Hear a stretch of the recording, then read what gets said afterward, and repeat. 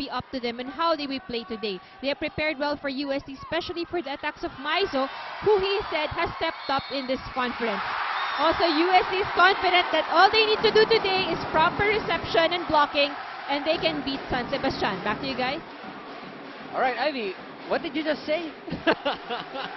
I can hear you. Right, that courtside report brought to you by Mighty Von. Mighty fast, mighty strong, Mighty Von. And the noise here at the arena is just making it so hard for us to hear each other. Even the referee's whistle, I don't hear it. I don't hear it. Same here.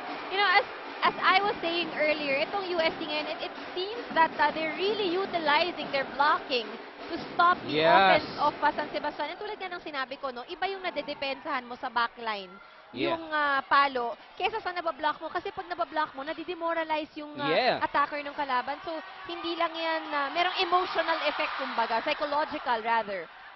Ging Balse, oh! No coverage behind the block of Roses and Boali.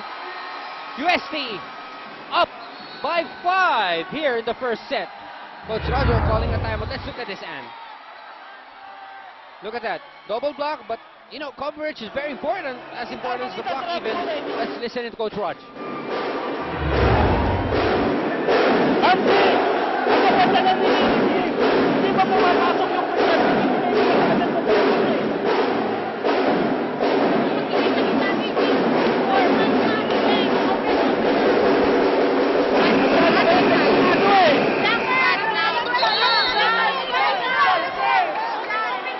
The San Sebastian crowd has been stunned here in the arena because of this flurry of points coming from UST. Look at the fans. Just yan ang talagang wala ka na masisingitan.